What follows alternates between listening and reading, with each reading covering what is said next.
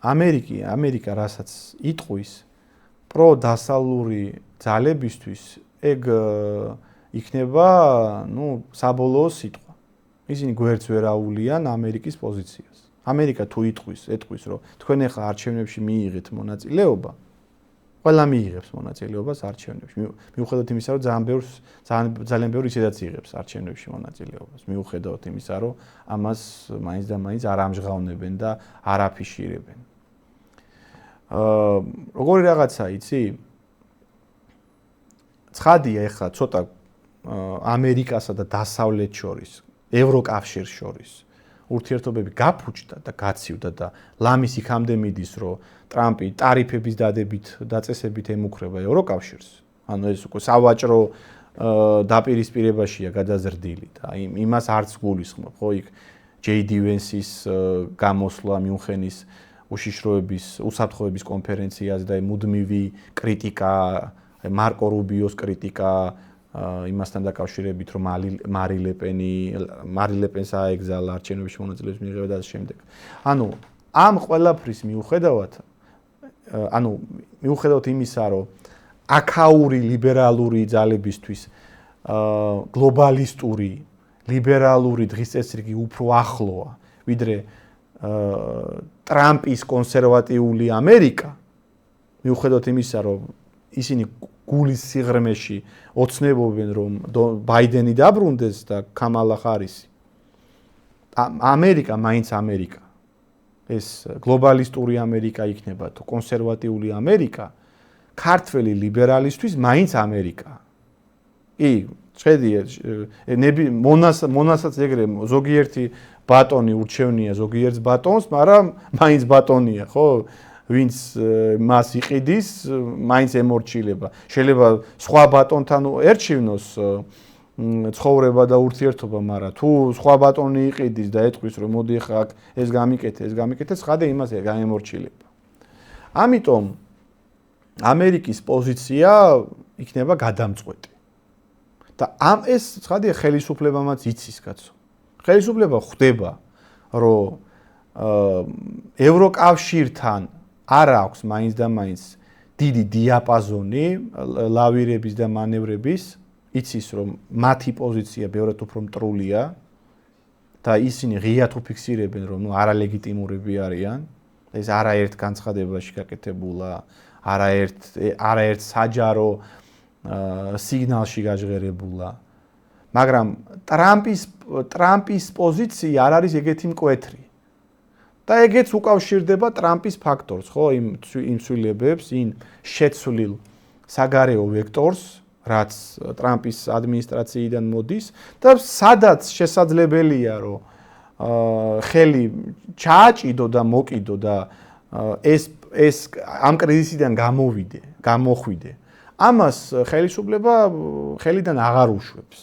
აქედან გამომდინარე ეს შიდა ცვლილებები, ეს საკადრო ტრანსფერი, რაც მოხდა, ამ ცვლილებები ძალოვან უწყებებში და პლუს ტრამპის მხრიდან ეს წერილი სენატორის ჩამოსვლა შეხვედრა კობახიძესთან, ეს არის ერთი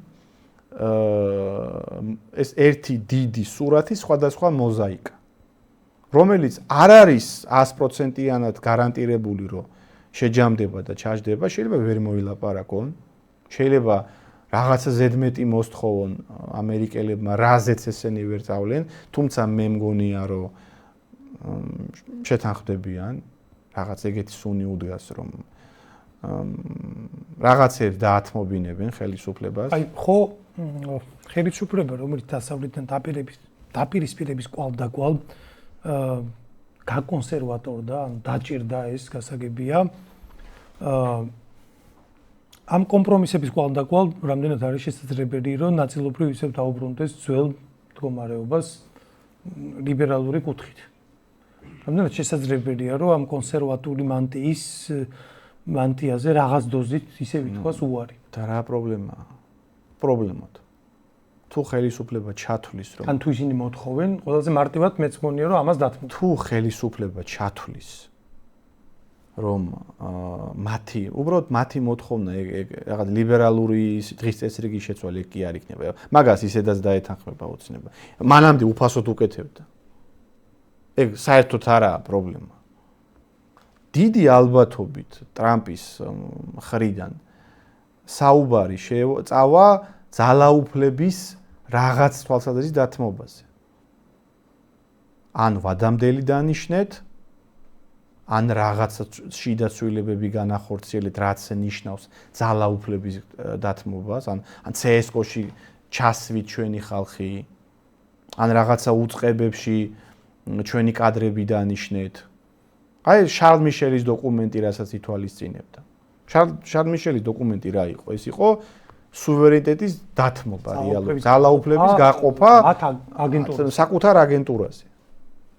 ანუ საკუთარ ინსტრუმენტებზე ძალაუფლების გადაცემა ნაწილობრივ, რაც გამოიწვევდა სრულ დეზორგანიზაციას და კატასტროფას. შეიძლება რაღაცა მაგდაგვარი, მე დიდი ალბათობით მაგას ვარაუდ, აბა ეხლა მეტი რა ის რაღაცა გეი პარადი ჩაატარე, მაგას ტრამპი არც მოსთხოვს, გას ტრამპი ეგეც აკითხებს საკუთარ ქვეყანაში ებრძვის და ეხლა საქართველოში მაგას რაზე მოსთხოვს. ტრამპი კონკრეტულ რაღაცას მოსთხოვს, კონკრეტულს. საქართველოს ეხლა არც ნავთობი არ გააჩნია და არც გაზი, რომ რაღაც აი ყატარივით და საუდის არაბეთივით მაგაზე რო შეუთანხმდეს რაღაცაზე. ერთადერთი რაც ამერიკის გადმოსახედიდან, ტრამპის ადმინისტრაციის მხრიდან საქართველოს საინტერესოა, ეს არის გავლენის საკუთარი ინსტრუმენტები რაღაცა ფორმით დაუშვი ძალაუფლებამდე. რაღაცა ფორმით შენ გახდი ჩემი სავაჭრო ინსტრუმენტი. ტრამპს აბა მეტი რა ინტერესი აქვს. რუსეთთან ვაჭრობს, იქ ჩინეთთან ვაჭრობს.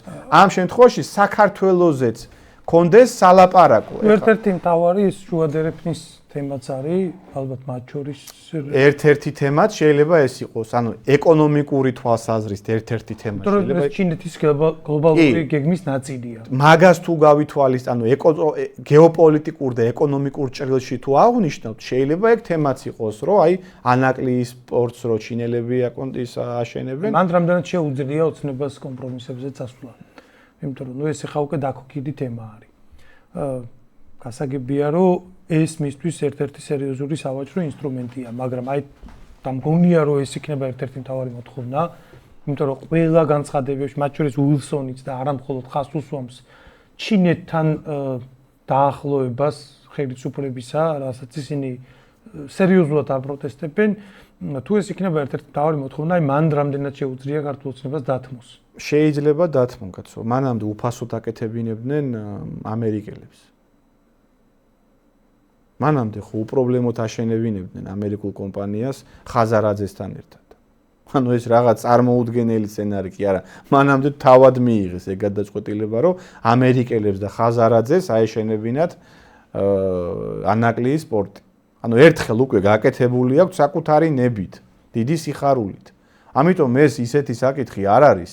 ცხადია, სახელმწიფოებრივი თვალსაზრისით ჩვენი ქვეყნის ეროვნული ინტერესების ღალატი იქნება.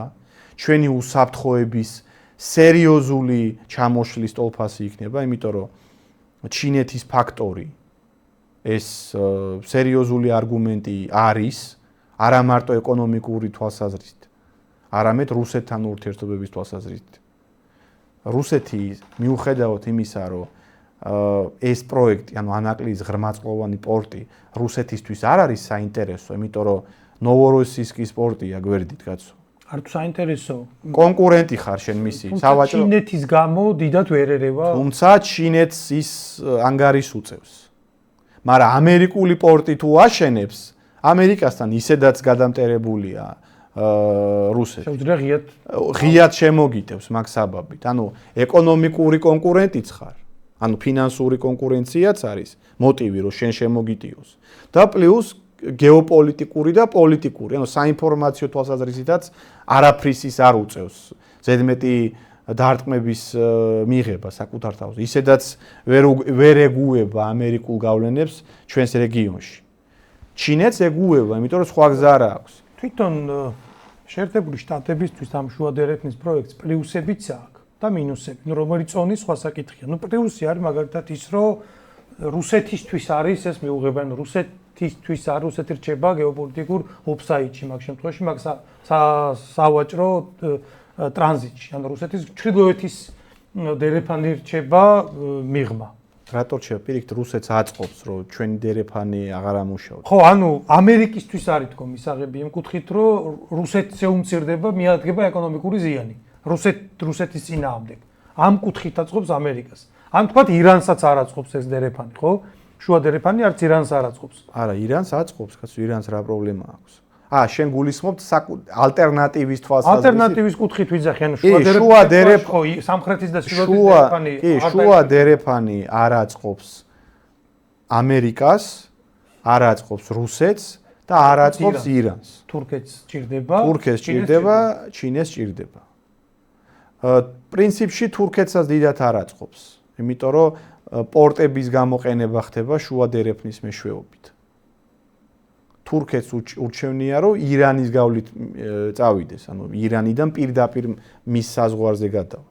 საქართველოს რაღაც თვალსაზრისით პორტებს აამუშავებს, ანუ ჩინური ტვირთის ნაწილი პორტებით გადავა მერე ევროკავშირის ტერიტორიაზე. აქ თურქეთის პოზიციაც არ არის არაერთგვარად. ხმელეთით რაც წავა, საკვანძო ქვეყანა თურქეთი. კი ბატონო, ამიტომაც ასე არ დგას მძაფრად თურქეთისთვის. რაც შეეხება რუსეთისთვის, რუსეთს საერთოდ არ უხარია, კაცო, ეს დერეფანი, რომ საქართველოს გავლით გადის, ეს მისი გეოპოლიტიკური კი არა, ეკონომიკური და გეოპოლიტიკური კონკურენციაცა. უბრალოდ ანგარის უწევს ჩინეთს, ჩინეთის ინტერესებს ის ითვალისწინებს. აქედან გამომდინარე, ამაზე რო დაუბრუნდეთ ახლა იმ კითხვას, რამდენად შეიძლება დათმოს ქართულმა ოცნებამ ეს საკითხი, აგერ გიპასუხებ კიდევ ერთხელ. აქამდე საკუთარი ნებით ჰქონდათ დათმობილი, თან ისე რომ თქმაც აღარ დასჭირდათ. ეგრევე ამერიკელებს აშენებინებდნენ ხაზარაძის ხელით. ამიტომ სინამდვილეში ეს საკითხები აი უახლოეს თვეებში გაირკვევა.